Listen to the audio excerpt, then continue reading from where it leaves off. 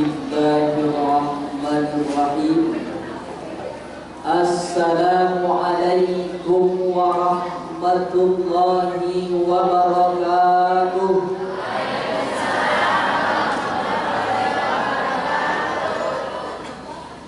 Kalau jamaah mau memelihara malam, jangan lupa dikasih makan di saat pagi. Kalau waduh ibu meminta menjawab salam, kemungkinan lakinya berdiri sekali lagi. Tak apa alam, cikgu. Assalamualaikum warahmatullahi wabarakatuh.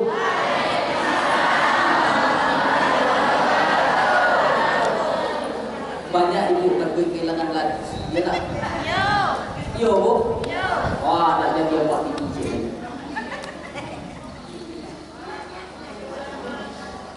Alhamdulillahillazi bi ni'matihi tatimmus shalihat.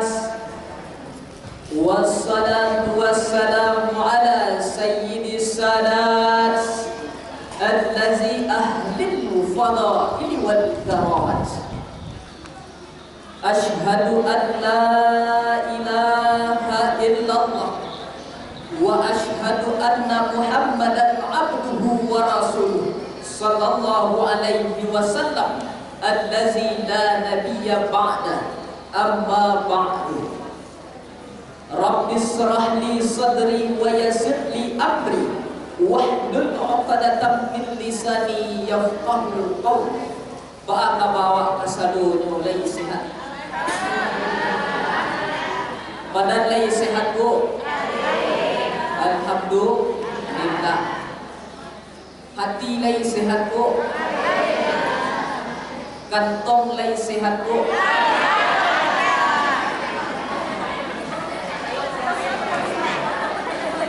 Kau ada nampaknya yang minta daripada yang lain tak?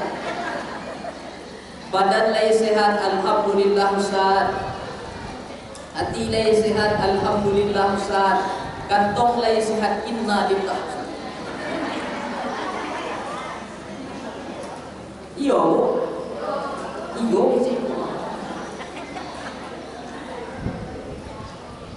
bersyukur kepada Allah dengan mengucapkan alhamdulillahi rabbil alamin. Kenapa kita mesti bersyukur kepada Allah? Kalau tidak dek rahmat Allah, tidak akan ada manusia yang datang. Kalau tidak dek rahmat Allah, tidak akan ada manusia yang berkumpul. Kalau tidak dek rahmat Allah, tidak akan terjadi acara hari ini kok. Maka begitu besar nikmat yang Allah berikan. Tapi kenapa awak tidak niat bersyukur? Apa yang menyebabkan orang tidak bersyukur itu? Yang menyebabkan orang tidak bersyukur adalah karena kita terlalu banyak menengok nikmat orang. Ada seorang ulama namanya Syekh Mutawaddi Asy-Sya'rawi. Siapa namanya? Syekh Mutawaddi Asy-Sya'rawi, Imamul Mufassirin, imamnya ahli tafsir. Hidup di abad modern. Beliau 15 tahun mengajar di Makkah, mengajar tafsir. Tapa tafsir yang beliau tulis itu satapa 1 meter. Dipanggil pulang oleh presiden ke Mesir, diangkat menjadi menteri agama. Kata Syekh Mutawaddi Asy-Sya'rawi itu, nikmat yang paling kadang Allah ajar ke manusia adalah nikmat sehat.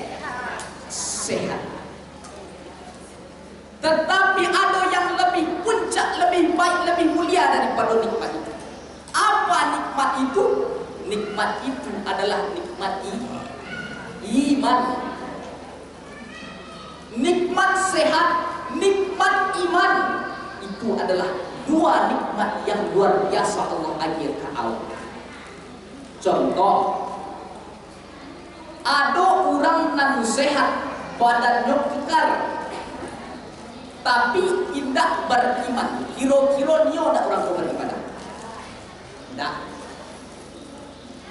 Ada pula orang iga, inyo beriman, tetapi sedang terbujur kaku dalam ruangan yang sempit.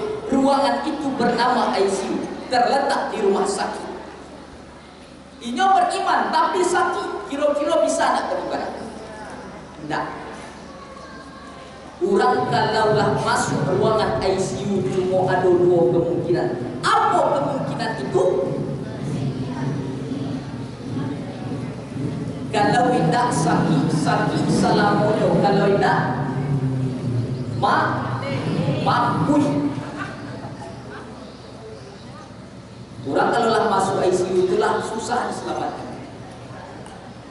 Maka kita syukuri nikmat. Apapun bentuk nikmat itu, baik nikmat sehat, baik nikmat iman, baik nikmat yang kecil, baik nikmat yang besar, itu yang harus disyukuri. Ada seorang ulama yang mengatakan, namanya Imam Al-Husayri. Imam Al-Husayri itu menulis kitab Ar-Risalah Al-Husayri. Kata beliau, jangan pernah cari bantu nikmat yang Allah bagi. Tapi apa yang dicari, nan dicari adalah sianan magih nikmat itu. Barakallah, terima kasih. Cuma salah tindakan agak dia mantara. Baca lagi. Sampai macam cerita tadi, apa kalau lawasan nak gadis hilang bahan?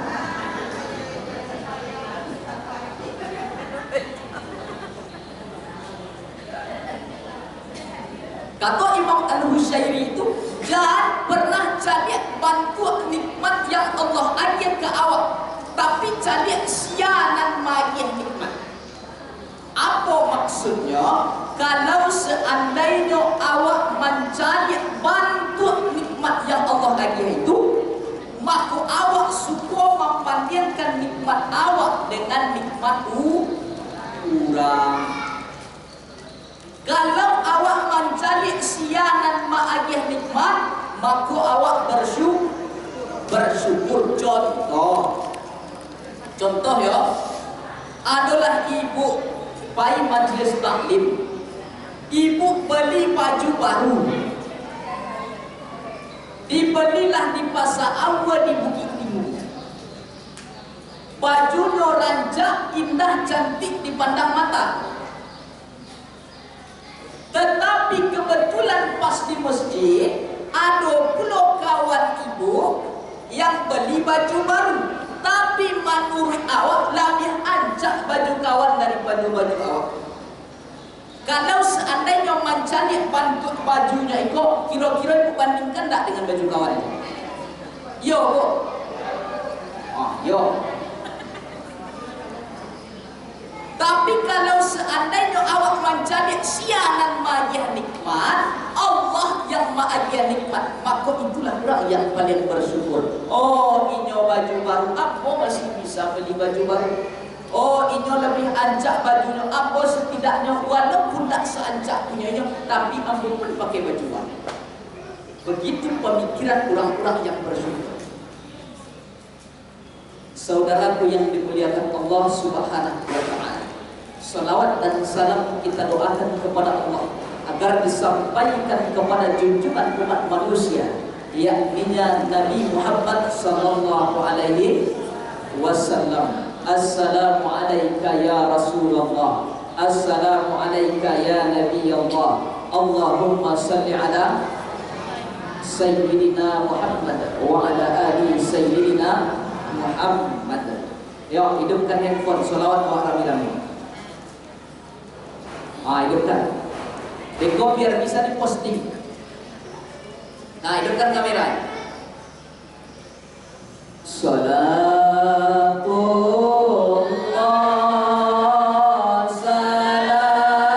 salamullah ala taha rasulillah. Salatullah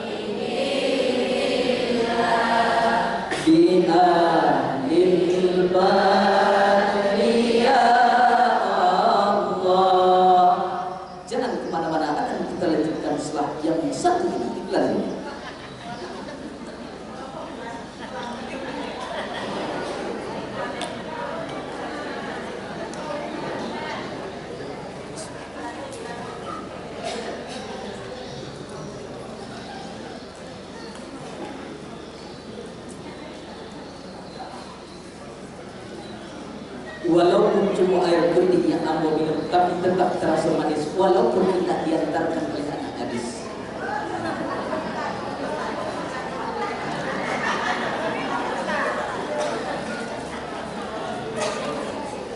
Jemaah yang dimuliakan Allah Subhanahu wa Ta'ala. Abo di anak muda, pokoknya berselingkuhan sebahasanya agak-agak kucing, ya nak?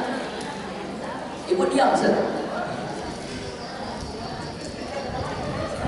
Man shalla alayya salatan, barang siapa yang berselawat kepadaku sekali, sallallahu alaihi biha asyra, mendapatkan 10 berkah kebaikan. Wa hutat anhu sayyi'at, Allah ampunkan 10 silap salah dosa yang pernah dilakukan. Wa rufi'at lahu asyra darajat, Allah naikkan 10 tingkat darjat kemuliaan bagi orang-orang yang bersolawat sekali bersolawat, kes Allah balik menjadi 30 kebaikan. Oh Ustaz, kami adonan bersolawat 100 kali ya, adonan 100 kali bu. Insyaallah aduh. Oh Ustaz, kami adonan bersolawat 1000 kali Ustaz, adonan 1000. Layak benda.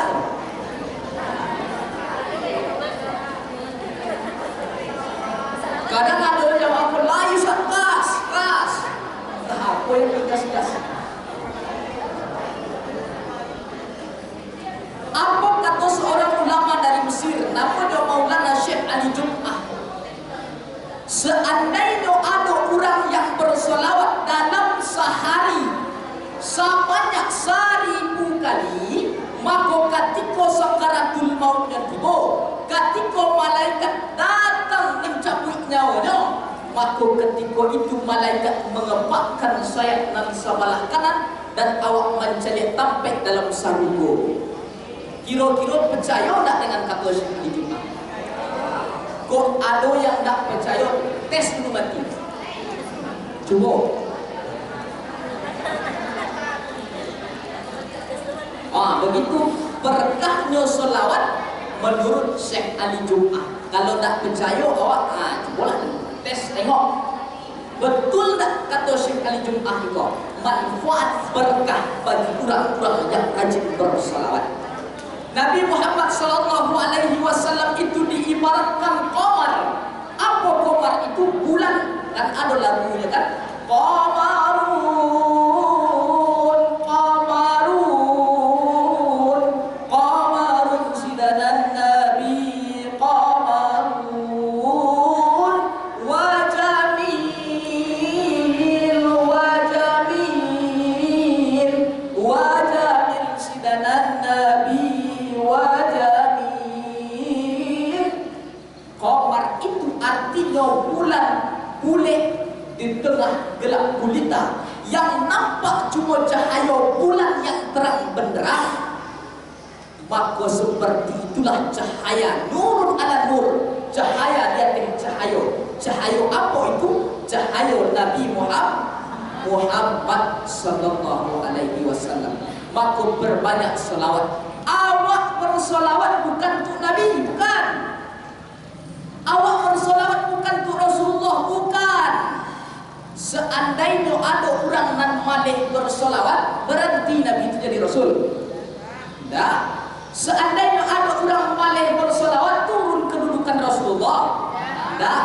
Lalu untuk apa bersolawat kau? Untuk sia bersolawat itu. Awak bersolawat pada hakikatnya adalah menolong diri kita. Yang sama-sama kita hormati pengurus Majlis Taklim, yang sama-sama kita hormati Pak Camat yang mewakili Pak Wali Nagari, yang sama-sama kita hormati Pak Jorong, yang sama-sama kita hormati Ketua Ormas, lembaga masyarakat, tokoh adat, tokoh agama, sadualah tokoh-tokoh yang sama-sama kita hormati ketua pelaksana. Kebetulan ketua pelaksana itu tim Ambo, makanya bisa beliau menghadirkan Ambo. Beliaulah dulu yang membawa Ambo ke pedalaman Solok Selatan sampai sampai di Pulau Punjung, Damasraya, dibawalah masuk oleh beliau dulu pakai kendaraan dengan motor, jalan na'udzubillah, ya Allah, innalillah. Setelah itu tidak ada jalan darat lain, pakai jalur sungai, naik bot. Apa sangko naik bot ke waktu itu yang kancang di laut itu. Rupanya tidak kodok. Beliaulah yang membawa Abu ke pedalaman. Untuk apa? Mensiarkan Islam di pedalaman Sumatera.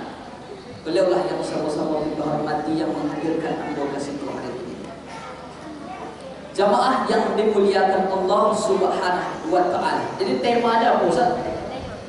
Nah, 1 Muharram. Apa nak dia tahu tema? Biasanya kalau panitia undang apa dia tema itu paslah acara. 1 Muharram. Di antara 2 balik bulan yang Allah siapkan, bulan Hijriah itu jumlahnya berapa? 2 balik kan? Iya, kalau ibu-ibu yang 100 umur segitu malah banyak yang lupa. Iya, Bu. Daya dulu. Di antara 2 balik bulan, salah satu bulan yang paling mulia adalah bulan Muharram. Bahkan bulan Muharram salah satu bulan yang paling mulia. Di bulan Muharram lah Allah tenggelamkan Fir'aun. Di bulan Muharram lah Allah selamatkan Nabi Musa. Di bulan Muharram lah Allah selamatkan Ibrahim. Di bulan Muharram juga Allah selamatkan Nabi Yunus dari ikan. Maka ini menjadi salah satu bulan yang paling mulia, yaitu bulan Muharram. Inilah tanggal berapa ini, saudara? Nah, bukan Masehi ya, bukan Hijriah, no. Tanggal berapa Hijriahnya? Tanggal berapa? Apa pun lupa? Besok tanggal 1. Ya. Wah, pas. Besok tanggal 1. Oh iya, ternyata. Besok berapa umur kabarnya ya tak? Itu adalah akhir bulan Zulhijjah. Setelah jamaah haji pulang dari kota Makkah Al-Mukarramah, pulang ke tanah air, maka setelah itu masuklah kita kepada bulan Muharram. Dan di akhir tahun itu, di akhir penghujung tahun itu, yaitu saat untuk memuhasabah diri. Alah bara umur yang awak gunakan. Kira-kira itulah bara umur yang ibu gunakan. Kalau apa masih muda, ibu bara rata-rata yang lah menggunakan umur itu 50. Lagi ada 50. Ada yang 60, yang 70 ada. Lagi ada tu. Umur Nabi itu adalah 63 tahun.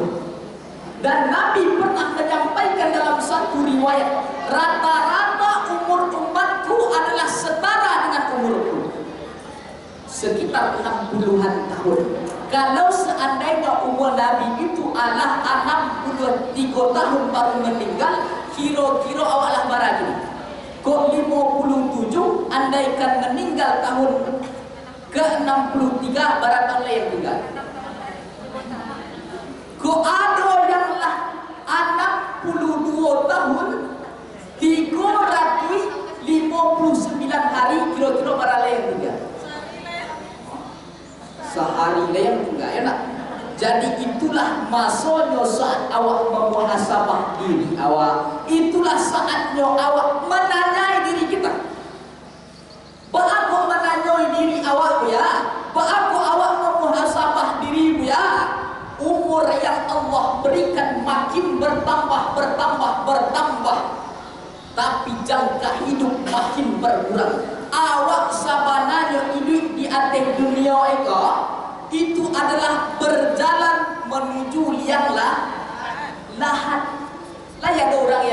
selamanya? Tidak. Seandainya awak meninggal malam kini, kira-kira apa yang terjadi? Apa yang terjadi? Babi dia pak selain jadi apa? Maka usia yang Allah berikan ini, wa tilkal ayyamu nudawiluha bainan nas. Waktu itu kami perputarkan di antara manusia. Waktu itu kami pergilirkan di antara manusia. Setiap masa ada orangnya, setiap orang ada masanya. Ada masa hidup, ada masa mati, ada masa senang, ada masa susah. Dan apa tujuan Allah memputarkan waktu itu? Apa tujuan Allah mengganti masa itu? Tujuannya kira-kira,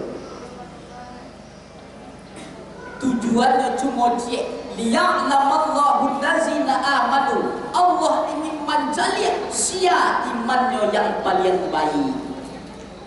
Itu yang Allah jaliat dari awal.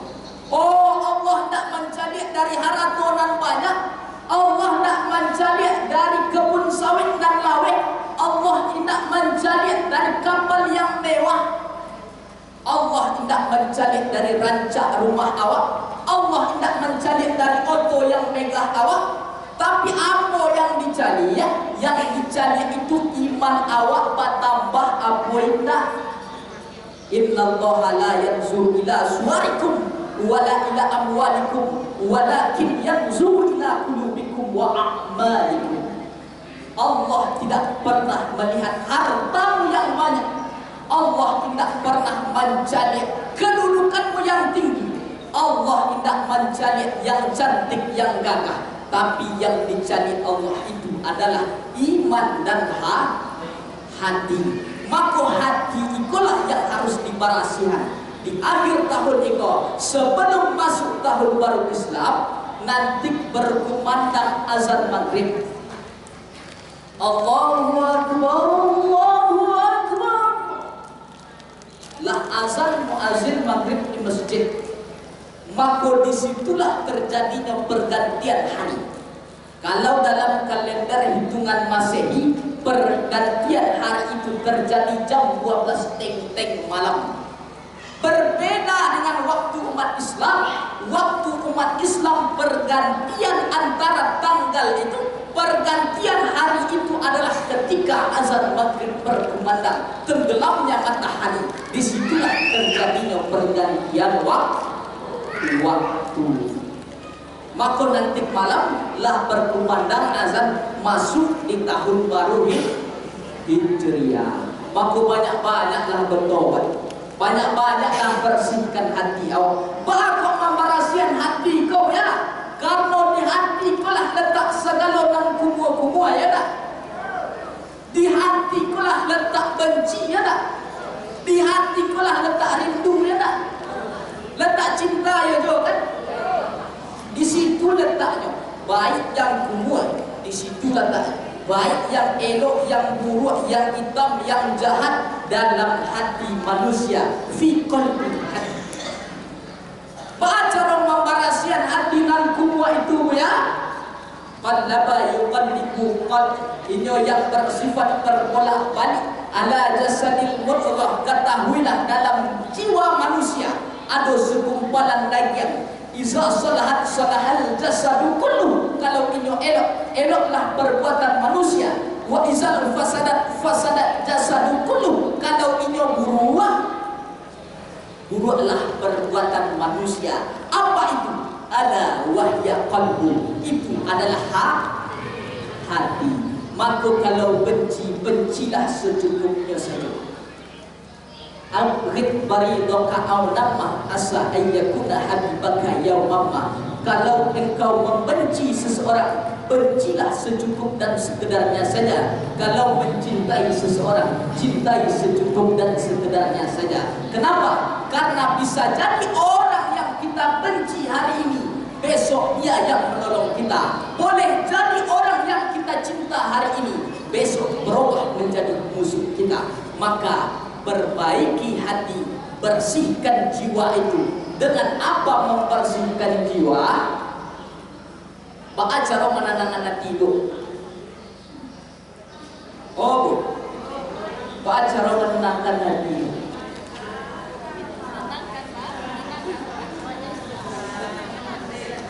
Oh ibu pelawan tak banyak tangan kuat awal. Pak cara ibu menenangkan hati ibu itu.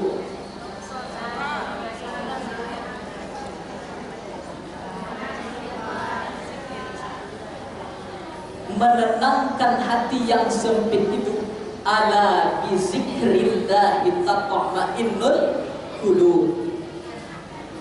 Zikir itu adalah menenangkan hati manusia. Letak kesusahan di mana? Hati. Letak kejahatan di mana? Di hati. Seluruh kebaikan dan keburukan terletaknya di hati. Kira-kira orang yang paling bahagia, yang hidup di atas dunia itu adalah orang yang paling bersih hati. Orang yang paling bahagia, orang yang paling tenang, orang yang paling nyaman adalah orang hatinya yang paling lapang. Kalau seandainya contoh, ibu bermusuh dengan tetangga sebelah ibu, kira-kira sampai dunia berapa lapang? Oh, itu baru dengan tetangga awak sebelah. Baru kan dua buka pintu raso-raso kado dari buka pintu, ya tak? Kan iyo. Dibuka pintu dapur rumah awak, dek awak bermusuh aja kawan kau tetangga kau. Raso-raso kawan cikgu aja di situ. Kan iyo. Kalau awak bermusuhan, bersempit hati dengan seseorang tetangga kita, pasti dunia akan terasa sempit. Tapi kalau kita memiliki jiwa yang tenang dan jiwa yang lapang, tidak ada masalah dengan siapapun, karena jiwa itu bersih, maka dunia itu akan terasa lapang. Masalah itu akan mudah hilangnya. Kenapa? Karena dihadapi dengan jiwa yang tenang. Maka bersihkanlah hati. Kini adalah momen yang paling baik untuk membersihkan hati. Kenapa? Karena membersihkan hati itu adalah mempengaruhi amal kita, mempengaruhi amal perbuatan. Kalau orang tak bersih hatinya, orang yang tak tenang hatinya, gelisahnya, pasti orang itu akan seenaknya. Tapi kalau orang yang bersih hatinya, tenang jiwanya, pasti orang itu akan sadar bahwa ini adalah milik Allah dan beribadah kepada Allah. Mati juga nanti menghadap Allah. Maka itulah bersihkan hati manusia. Itu poin yang pertama. Apa poin yang pertama? Memuhasabah diri. Yang diri itu perlu dimuhasabah, muhasabah hati. Poin yang kedua, di akhir tahun ini amalan yang paling baik, amalan yang paling indah adalah memperbanyak bu. Ibu katakan tu. Ada nama penyakit insomnia. Tahu ibu penyakit insomnia? Apa penyakit insomnia? Tidak bisa lah. Lalu ada orang itu yang lah bertahun-tahun tak bisa tidur. Alah sebulan 2 bulan tak bisa lalu. Kunang-kunang mata, pikiran melayang-layang, dibawa lalu tak bisa lalu. Akhirnya bawa beg ke rumah sakit. Bawa beg lah ke rumah sakit, datang ke situ. Pak dokter, yo, apa pula sebulan 2 bulan kau tak bisa lalu Pak dokter? Apa solusinya dokter? Ibu minum ubek ya. Ya Pak Dokter, jangan banyak-banyak pikiran. Ubek yang diagih dokter Iko adalah ubek lah lalu. Setelah diminum ubek sebulan 2 bulan tak bisa jual lalu, carilah rumah sakit di Padang, rumah sakit jiwa. Batano pulau ke psikiater, Pak psikiater, dokter ya. Apa pula anak pulang nak lalu Pak Dokter? Apa solusinya? Oh, secara psikologi Bu, Ibu nanti jangan banyak-banyak pikirannya Bu. Ya, ikau buat dia ubek untuk bisa lalu. Ya lah, ikau ubek yang dia gitu sama ubek lalu. Lah diminum pulau ubek itu. Sebulan, 2 bulan, 3 bulan lah, 8 bulan, 10 bulan tak bisa lalu. Kenapa? Karena banyak pikiran. Datang pula ke Ustaz Zikra Maulana, Ustaz Turang Payokumur, Ustaz dia. Ambo pula setahun tak lalu ke Ustaz. Apa solusinya Ustaz? Alah mudah itu Bu. Tak usah pergi ke rumah sakit, tak usah pergi keluar biaya, tak usah minum ubek. Terus ba'a caranya biar, caranya cuma cik datang mendengarkan ambo pengajian atau datang jam 2 balik siang hari Jumat. Baru pas datang mendengarkan pengajian, aduh lah Ustaz tu ceramah lah lama karena kawan gini lagi. Dek saking kan lama lalu, terlupui ke sejadah. Wah serak-serak ini.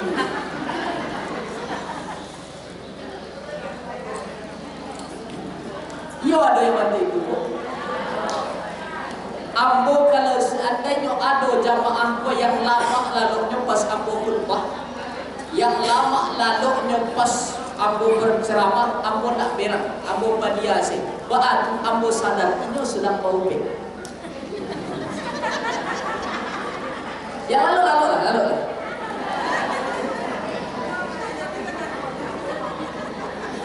Kan yo. Iyo kecil. Jadi yang mau ceramah itu cuma pengantar tidur. Ustaz kau mengecek Ustaz sudah. Bego baru pas nak selesai ceramah ditanya oleh kanti di bawah. Kecil Ustaz kalian tuh kan, mantap ceramah. Kecil. Entah aku lah kecil. Tambahkan sama lain. Kecil.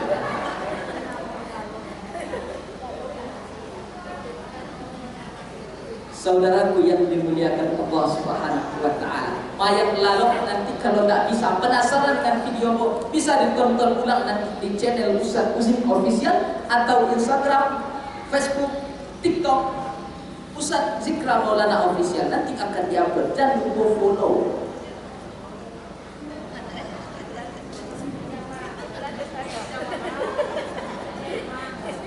Rupanya lah setengah jam lebih dapat 10 minit ambil ceramah. Ambil 5 ceramah ambil cuma sejam. Sejam kebersamaan nanti kalau ada pertanyaan dia kirimkan ke muka pakai kartu. Pak Atu menghemat waktu, nanti kita akan mentok kepuasan. Sampai macam itu ada ni. Oh Bu, 5 cerita tadi. Apa sebenarnya ini kamu mau menges jamaah, boleh fokus apa ya? Kadang ada jamaah aku sakit tidak fokus lah, hanya sibuk, menangkui sekerayu. Entah ayah dipikirin. Lain kecil Ustaz, lain lo kecil. Poin yang kabar lain. Poin yang kedua. Di akhir tahun, menyambut awal tahun, bulan Muharram, amalan yang paling baik dilakukan. Akhiri habisi tahun ini, lupakan segala kebaikan yang pernah kita lakukan. Tapi ada yang perlu diingat. Apa yang perlu diingat? Yang perlu diingat berapa banyak dosa yang pernah dilakukan. Dan setelah kita sadar banyak